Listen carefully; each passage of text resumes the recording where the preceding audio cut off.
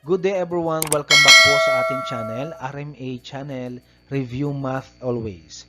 Ayan, marami pong salamat sa mga nag-subscribe sa aking channel. Sana lagi po kayong natutulungan ng aking mga math tutorial video. Okay, yan. Ang target lang po natin dito, since nakikita ko po na medyo magiging mahaba yung result video nito, kaya hinati ko po sa different parts. Ang part 1 natin ay ipapaliwanag ko muna kung paano kumpletuhin ang group frequency distribution table, at kasama din sa part 1 ang pagkuha ng mean gamit ang dalawang formula. Opo, tigda dalawang formula ang gagamitin natin. At dito nyo lang mapapanood sa channel na ito na dalawang formula. Ano ang advantage ng dalawang formula? Para ma-compare nyo silang dalawa na dapat equal ang magiging sagot. Kapag hindi sila nag-equal, automatic merong mali sa inyong data. May mali sa inyong computation, may mali sa inyong solution. Okay, ayan. Ipapaliwanag ko po muna sa ating part 1 kung paano ito kumpletuhin. Okay, simulan natin.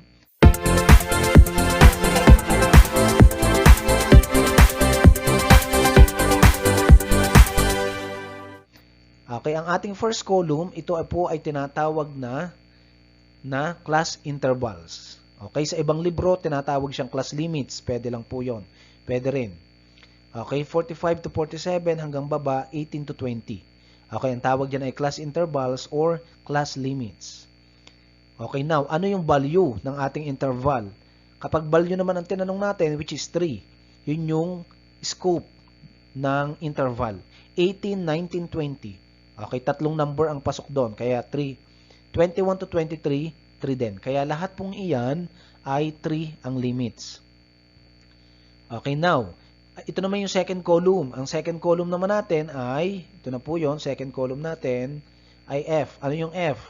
Frequency. Frequency, minsan ito po ay nanggagaling sa tally scores. Then, ang frequency naman, ito yung numerical score. Okay, for the meantime, wala na tayong tally, nakadirect tayo sa numbers. Okay. Ano ang frequency natin? Ang 45 to 47 daw ay tatlo yung number na number yung frequency doon sa 45 to 47 interval. Sa 42 to 44 naman ay 4. Apat na score ang pasok o bilong doon sa interval nating 42 to 44. Ganun po ang function ng frequency. Kung ilang number ang pasok doon sa bawat interval per row. Okay. Then, ano naman yung N? Ang N ay yung total number of frequency. I-add mo lang po lahat ng frequency sa F. 3 plus 4 plus 7 plus 4 plus 2 plus 3 plus 13 plus 7 plus 5 plus 2, ang total niya ay 50. I-double check mo, i-triple check mo kung 50 nga ang total niya.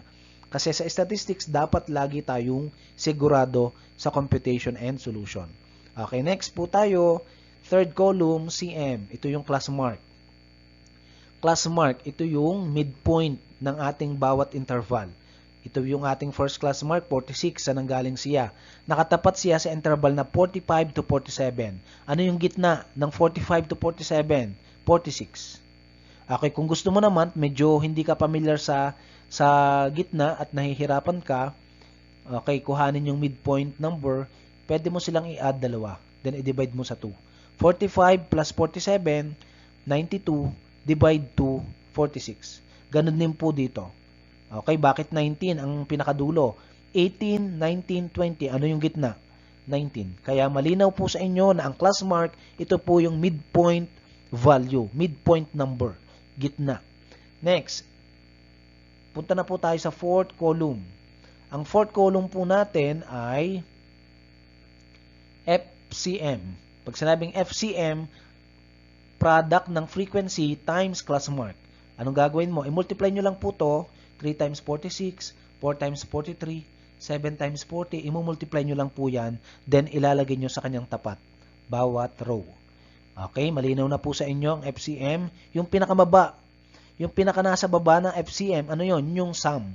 Ito na yung tinatawag na Greek sigma symbol na summation of FCM. I-add mo lang po lahat yon.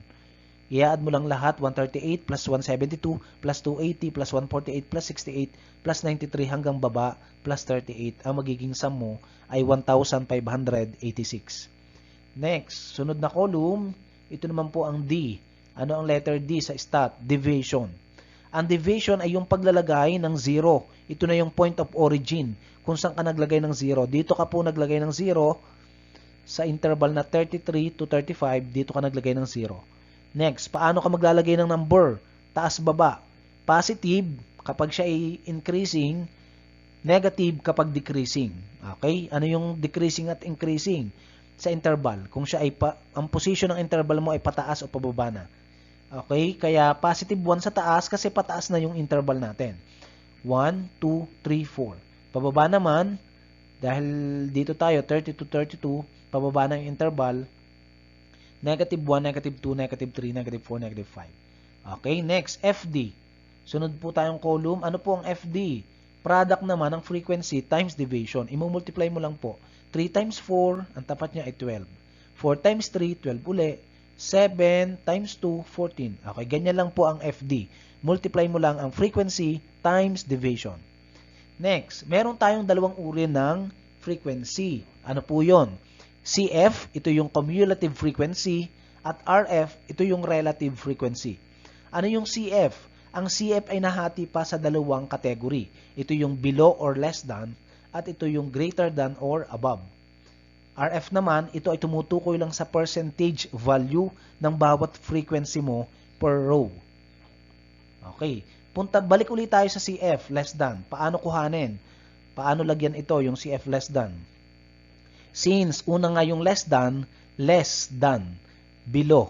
Doon ka muna magsisimula ng pagbibilang, i-add mo lang siya continuously sa pinakamababa. Ito po yung pinakamababa natin na interval, 18 to 20. Sa tapat niya, ito yung frequency niya, 2. Doon tayo magsisimula ng counting. 2, i-add natin pababa, pataas. 2 plus 5, 7. 7 plus 7, yan, pataas na po yun. Okay, pataas na po ang ating counting numbers. Kaya, pag in-add natin po yun, ang pinaka-top niya ay 50. Bakit 50? Kasi dapat magtatama yung 50 dun sa value ng n. Yung total number of score ng frequency mo. Okay, next. CF greater than, above. Doon ka naman magsisimula sa 45 to 47. Ano ang frequency niya? 3. Doon ka magsisimula. 3 plus 4, 7. 7 plus 7, 14. Okay, hanggang makarating ka naman sa baba, dapat 50 rin ang maging sagot mo. Next. Okay, isunod ko muna ang RF kasi naisama ko na kanina. Relative frequency or RF, ito yung percentage sa bawat frequency. 3. Ang formula niya ay frequency divide n times 100. Okay, since ang n natin ay 50, i-divide mo lang 3, ito yung una natin. 3 divide 50 times 100, ang magiging sagot dyan ay 6%. Pinakamadaling shortcut doon ay i-divide mo muna yung 100% divide 50. Ang sagot ay 2. 2 times 3, 6. 6%. Okay, ganun lang po. I-multiply lang natin ang frequency sa 2. Okay, sundan natin. 4 times 2, 8%. 7 times 2, 14%. At take note, ang RF, dapat kapag kinuha mo yung sum niya, ay equivalent sa 100%. Ibig sabihin, accurate ang data mo kapag nagtotal siya na 100%. Sometimes, nagfo-fall din sa 99.99, pwede rin yun, lalo na kapag ang iyong data ay may decimals. Okay, next. Sunod pong column natin ay class boundaries. Sa ibang libro, ito po ay tinatawag talagang real limits. Ano po yung real limits? Okay. Ito yung nasa kaliwang bahagi. Yan. Ito po ay tinatawag nating lower real limits. At ang nasa kanang bahagi naman, ito naman yung tinatawag nating upper real limit. Okay, saan po ito nanggaling? Ito po ay nanggaling din sa interval natin dito, sa ating interval. 45 to 47. Sa kaliwa, nagbabawas tayo ng 0.5. Sa kanan, nagdadagdag naman ng 0.5. Ganun lang po ang gagawin mo sa lahat ng class intervals or class limits. Okay, hanggang baba. 18 to 20, sa left, magbabawas ka ng 0.5, kaya magiging 17.5. Sa kanan naman, 20.5. Okay, malinaw na po na naipaliwanag ko na. Okay, balikan ko naman po, are. Ano po yung nandine? Are, sigma symbol na FCM, sigma symbol FD. Okay, ito po ay tinatawag na summation. Greek symbol na sigma na kung saan kinukuha yung sum. Ano yung summation FCM? I-add mo lang lahat ng FCM mo, 138 plus 172 plus 280 plus 148, ang makukuha mo pong sagot ay 1,586. Dito naman sa ating FD, summation FD, i-add mo lang lahat po yon. Kaya naka-red font yan para malinaw sa inyo na yung red na yon ay sum.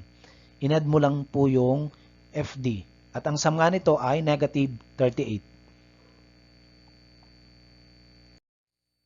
Ayan, dahil tapos na po tayo sa pagpapaliwanag ko kung paano buuin ang ating frequency distribution table, ngayon naman, ready na tayo sa pagko-compute ng measures of central tendency. Ito na nga yung part 1 natin. Compute the mean, 2 formulas ang gagamitin natin.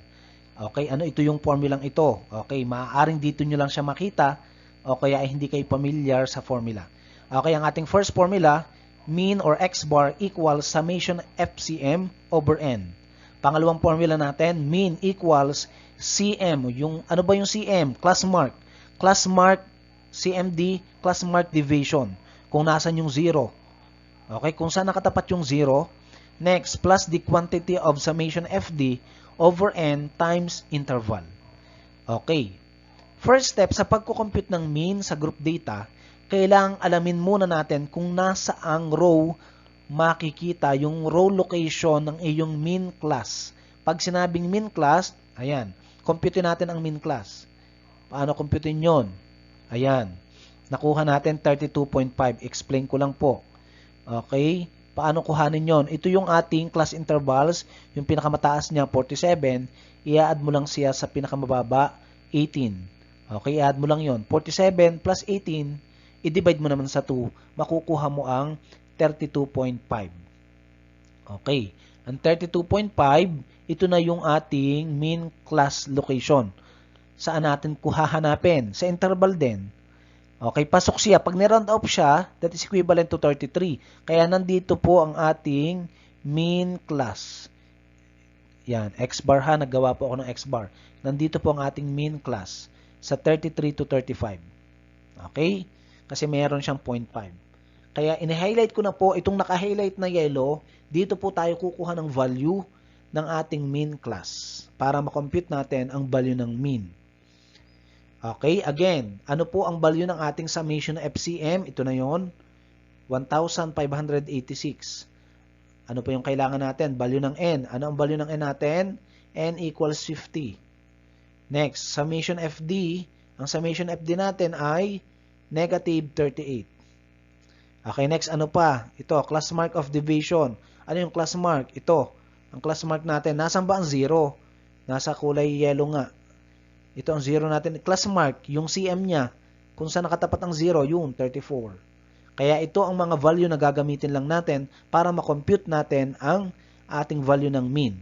Next, ano yung I? Malinaw naman. Ayun o. Ang I natin ay class interval, class size. Ito yung I equals 3.